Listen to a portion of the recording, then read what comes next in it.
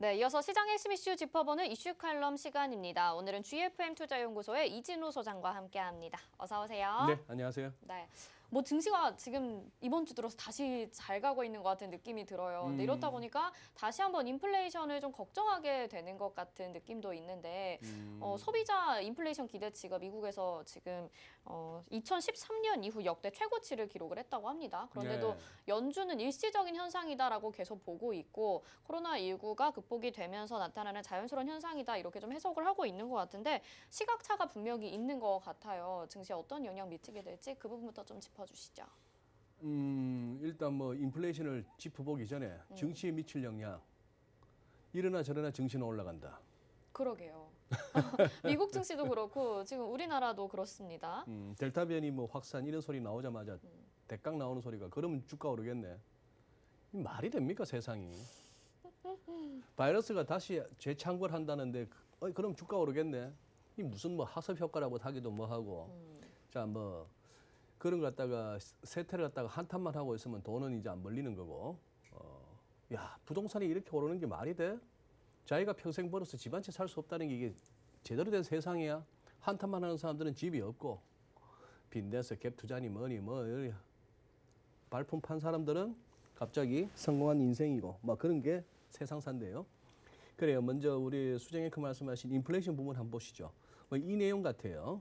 자, 뉴욕 연준에서 조사를 했더니만 향후 12개월간 기대 인플레이션이 어떠냐. 민간의 일반 소비자들의 인플레이션 중간값이 한 4.8% 정도로 나오더라 하는 얘기입니다. 자, 4.8%라. 이 이제 5월 달 수치보다 6월 달에 4.8로 오면서 0.8%, 그게 5월에 4%, 이번에 4.8%이 얘기인데 2013년 이후 이제 조사가 이루어진 이후 최고치다. 향후 3년간은 어떻게 보느냐 하는 것에 전망치는 이제 평균 뭐 3.6이 나오더라는 얘기인데 이 3.6은 연준이 목표치는 2% 아니에요. 이거보다도 한참 높습니다. 높은 거고 밑에 이제 그림은 그거예요. 이 우선 초록색 이게 그겁니다. 초록색이 저기 10년짜리 미국채 수익률이에요. 보시면은 4월 요 무렵에 3월 중순부터 3월 말 요때가 이제 피크를 이루다가 네. 국채 수익이 떨어지는 그런 상황이고 요 위에 그러면 이 부분 10년짜리 기대 인플레이션 저 브레이크 이븐 레이트 가끔 우리 방송에서 살펴봤던 거죠. 이것도 이제 치솟다가 이제 조금 낮아지고 있는 중입니다. 이 상황에서 우리가 딱 느낄 수 있는 게 뭐죠? 실질 금리는 아직도 마이너스구나. 그렇죠. 예. 왜? 이 10년짜리 국채 수익률이라는 것이 이른바 명목 금리인데 명목 금리라는 것은 실질 금리 플러스 이거거든요. 기대 인플레이션이거든요. 네. 그런데 기대 인플레이션이 이만큼 높으면은 실질 금리가 그만큼 낮아야 이런 수익률인데 어쨌거나 높다 하는 얘기고 거기에 대해서 이제 공급 측에서의 병목 현상 때문에 인플레가 생긴 것이다. 갑자기 사람들이 막 중고차도 사고 이러다 보니까 그런 거 아니냐 하는 게 연준의 판단입니다. 정상화가 된다면 괜찮아질 거야 하는 얘기고 나중에 가봐서 누가 맞는지는 가보면 아는 겁니다. 연준은 너무 믿지는 않습니다. 저는 개인적으로. 왜냐? 그 친구들이 옛날에 찍었던 점도표 3개월마다 이렇게 369, 12월 FOMC 때 제시하는 경제 성장률 전망치, 실업률 전망치, 인플레 전망치 이런 거 그걸 갖다가 늘 시장은 예의주시하면서 또 거기에 반응을 합니다만 그때 그러지 말고 옛날 걸 한번 들다보자고요. 한 1년 전에는 연준이 뭐라 했지? 3년 전에는 뭐라 했지? 가보면은 이 친구들 정말 꽝이에요. 다 틀렸나요? 제가 이 방송에 주식 관련 방송에 나와서 맨날 헛소리 하는 것보다 그 친구들이 헛소리가 더 잦았어요. 그 쟁쟁한 이코노미스트들 있고 엄청난 모델을 돌려가면서 또 우리가 갖고 있지 못한 좀 더 방대한 정보 데이터도 있는 와중에 늘 틀리는 게 연준입니다. 네. 그리고 그래서 이쪽 바닥은 저 같은 사람도 아직까지 활동이 가능한 거예요. 왜? 답이 없기 때문에. 그만큼 예측하기 어려운 거죠. 답이 없기 때문에 대충 그럴듯하게만 얘기할 수 있으면 버틸 수가 있는 것이 이 바닥입니다. 자연과학 쪽, 수리적으로 증명이 가능한 쪽, 이런 쪽에서는 틀리는 순간 그냥 퇴출인데 그런 거죠. 자, 그리고 이거 한번 보시죠. 지금 여기서 이제 또 하나 느낄 수 있는 건 말이죠. 2018년 10월 이 무렵에 이제 미국채 수익률은 피크를 찍고 내려옵니다. 당연하죠. 2018년 10월 이 무렵은 뭐냐 하면은 제롬 파월이 한참 기세 올릴 때입니다. 중립금리 한참 멀었어요 하면서 그 이전에 2018년 접어들어서 그때 금리 한 너댓 번 올렸어요. 야, 이 웬일이냐? 2008년 금융위기 이후 한 10년 정도 지나니까 연준이란 데도 금리도 올릴 줄 아네? 뭐 이런 식으로 했고 그랬던 연준이 중립금리 한참 멀었어야 하면서 금리 몇 번 더 올릴 것 같이 했던 그 연준이 결국 2018년 12월에 금리 올린 게 마지막이었고 어떻게 됐나요?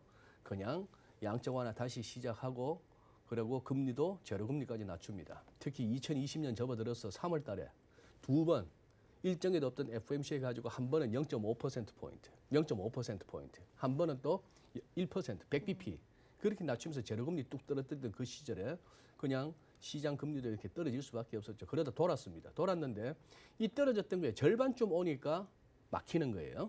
절반쯤 오니까 막히는 거고 지난 한 주 동안에는 이랬습니다.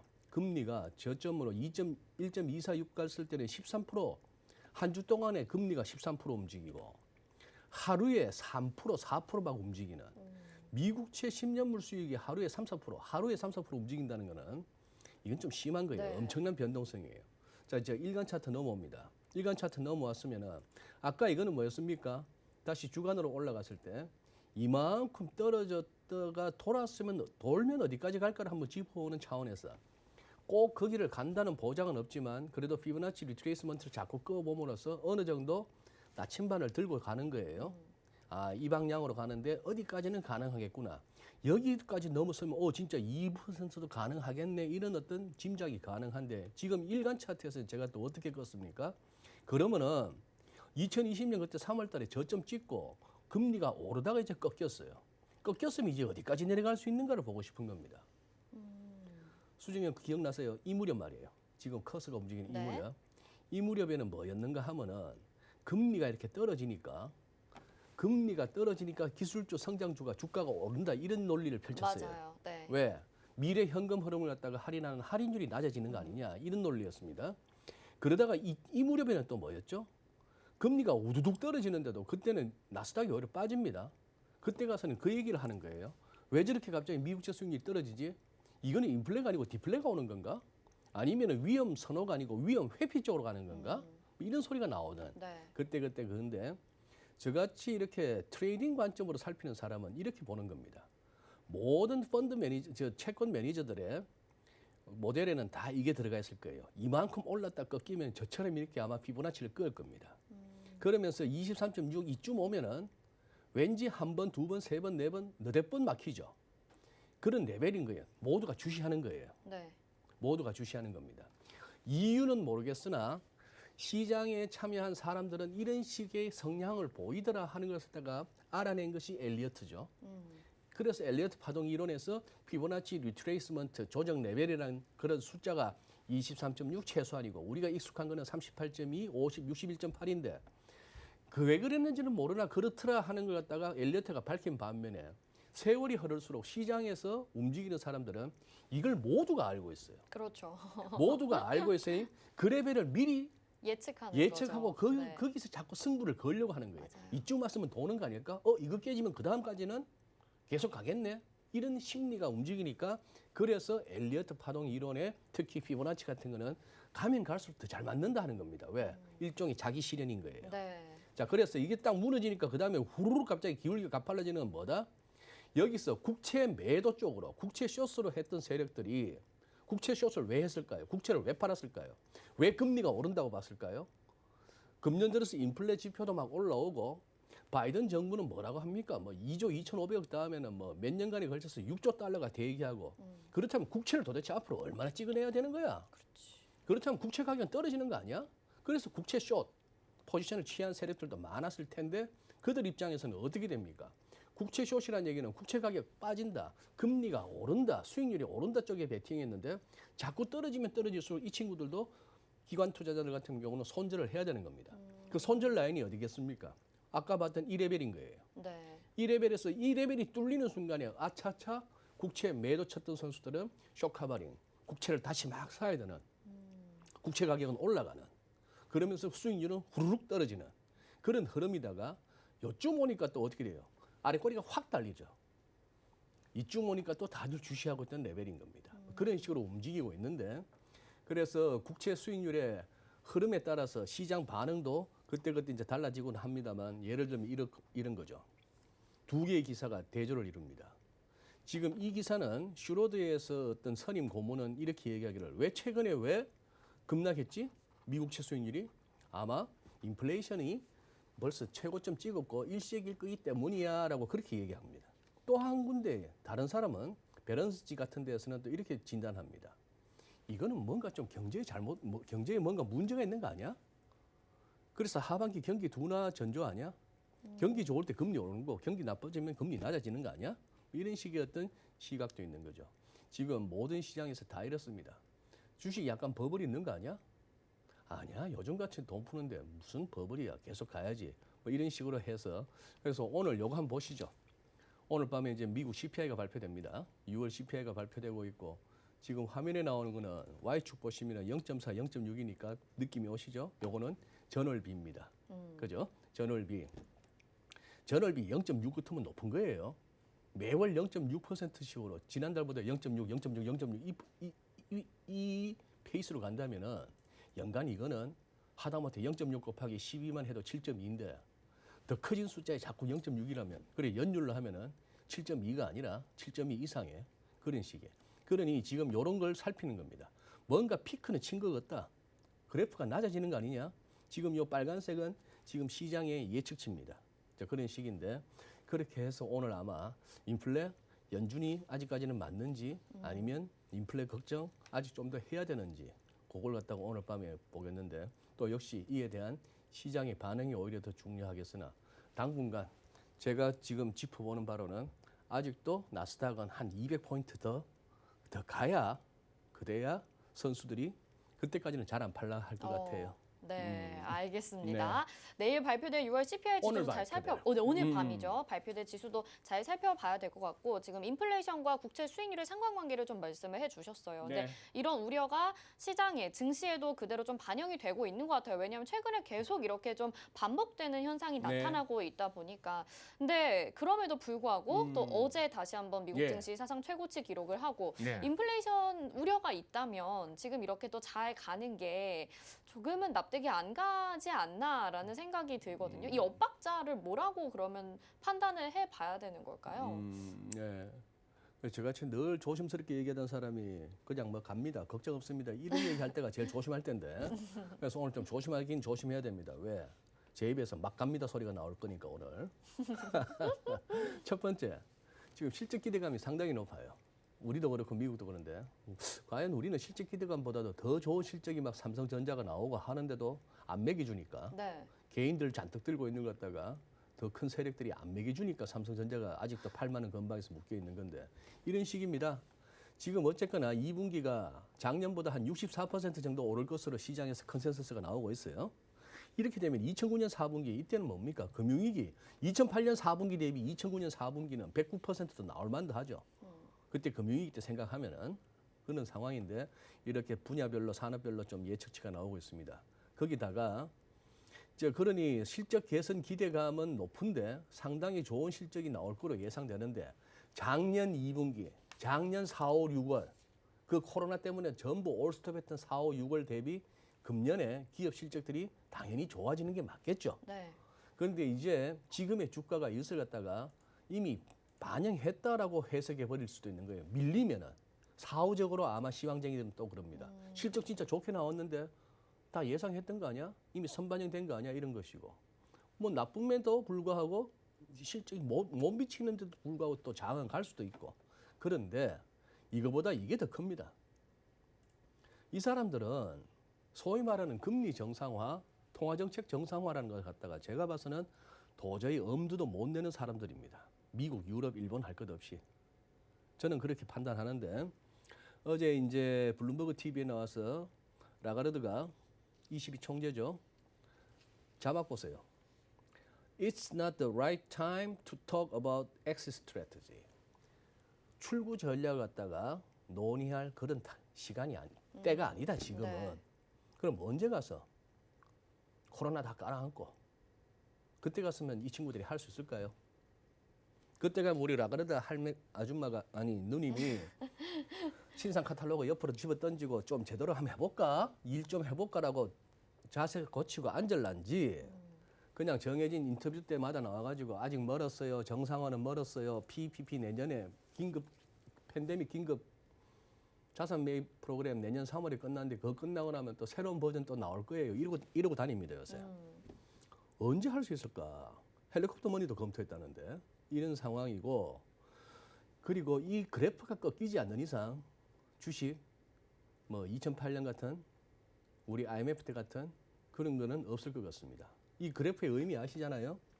우선 이 초록색 22 빨간색 연준, 초록색은 이제 비오제인데 비오제는 살짝 꺾입니다만 대차 대지표가 계속 이런 속도로 부풀고 있잖아요. 네.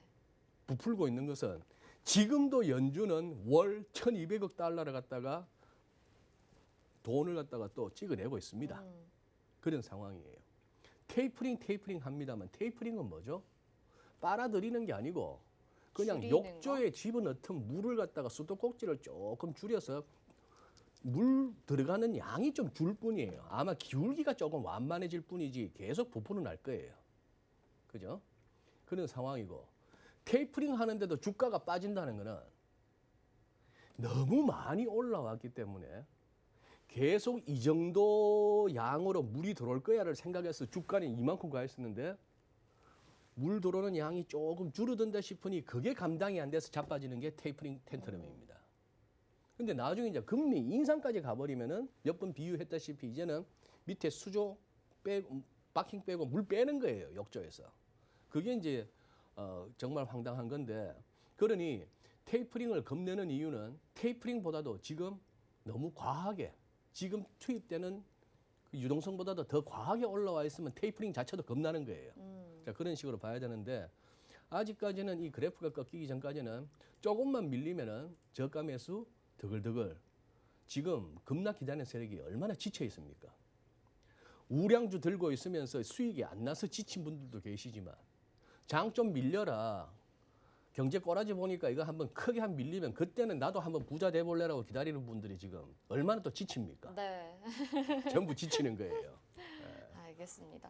이 분명한 시각차가 존재하는 것 같아요. 네. 지금 이 보여주신 표도 그렇고. 근데 아마 이런 게 좀 괴리감이 있다 보니까 지금 또 안전자산 선호 심리는 더욱더 높아지면서 뭐 금값도 오르고 환율도 네. 오르고 하고 있는 상황인 것 같습니다. 지금 이 내용을 그대로 좀 보여주는 현상이 아닐까 싶거든요. 이 부분 좀 자세히 설명 들어볼 수 있을까요? 환율? 네. 뭐 환율로 마무리할까요? 자, 이제 어제 지난 주말에 50원을 찍었죠.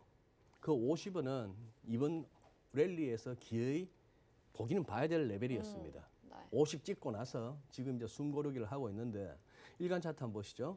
일간 차트 한번 보시면은 지금 이 우하향하는 검은색의 전문들은 좌우지간 저는 저항선은 검은색으로 표시하고 지지선은 빨간색으로 표시합니다만 고점끼리 연결하면 저항선. 이 저항선은 일단 열리고 나면 또 지지선. 그 얘기를 하고 싶었는데 자, 지금 거기다가 이동평균선들이 어떻게 됩니까? 쫙 역배열에다가 옆으로 가면서 서로 뭉쳤다가 이 몇 마리의 이 뱀들이 또아리를 털다가 이동평균선들이 수렴했다가 싹 이제 단기가 중기, 장기보다 위로 가는 정배열로 가고 있잖아요. 여기서 이제 시장의 기운을 갖다 느끼는 겁니다. 오늘도 보니까 뭐 수출 엄청 좋았어요. 수출만 보지 마시고 수입도 얼마나 늘었는지. 그래서 늘 우리가 수출 빼기 수입한 무역수지 흑자 규모가 있는데 무역수지 흑자 규모가 커지면서 뭐 전년비 몇 %인지 수출도 늘었지만 수입도 더 늘어버리면은 흑자는 흑자지만 흑자 규모가 줄어들 수도 있고 이것저것 떠나서 어쨌거나 이 상황 자체를 갖다가 이거는 지난 주말 차트인데 이걸 갖다 인정을 하잔 말이죠. 인정을 하잔 말이고 그리고 작년에 3월 19일 날 1296원 갔던 환율이 훅 꺾이고 주식 바닥을 치고 돌았던 그 모멘텀으로서 가장 큰 걸 꼽으라면 역시 이겁니다. 돈입니다. 연준에서 미국이 우리가 부탁도 안 했는데 한국을 빌어서 너희들 와봐라. 너희들 뭐 국제사회에서 쳐주지도 않는 그 돈이지만 그거더라도 맡겨라. 그리고 우리 돈 가져가라. 이게 통화 수합이었죠. 네. 2008년에도 마찬가지였습니다. 2008년에도 그 정신없이 뭐 환율이 1,600원 근처에 육박하던 그것이 꺾일 수 있었던 가장 결정적인 거는 연준이 달러 빌려줄게 이거였습니다. 이제 그런 상황이었고 이제 이 통화 수합이 그동안 6개월 연장하다가 이번에 3개월 연장해서 9월 말로 끝나는 게 금년 말까지만 연장돼 있는데 금년 말쯤에 가서 제 예상은 그렇습니다. 지금 다 뭐 괜찮고 그래 가는데 결국은 찬바람 부는 4분기 접어들면은 증시도 좀 조정이 깊어질 수도 있고 그런 상황에서 환율이 또 꿀럭꿀럭거리면은 그때 가가지고 진짜 통화 수합 연장을 해줘야 진짜 미국이고 큰형님인 거예요. 진짜 돈 필요할 때는 그때 갖고는 쌩 까버리면은 이제 죽는 거예요. 그런 상황이기 때문에 봐야 될 것 같습니다. 봐야 되는 건데 그런 상황이고 이 1145원 이 월간 차트에서 왜 자꾸 제가 1145원의 중요성을 말씀드리는지 서울 외환시장의 중심 환율이라는 거 2003년부터 족보를 따져야 되는 그 레벨입니다. 굉장히 지금 크리티컬한 상황에 와 있습니다.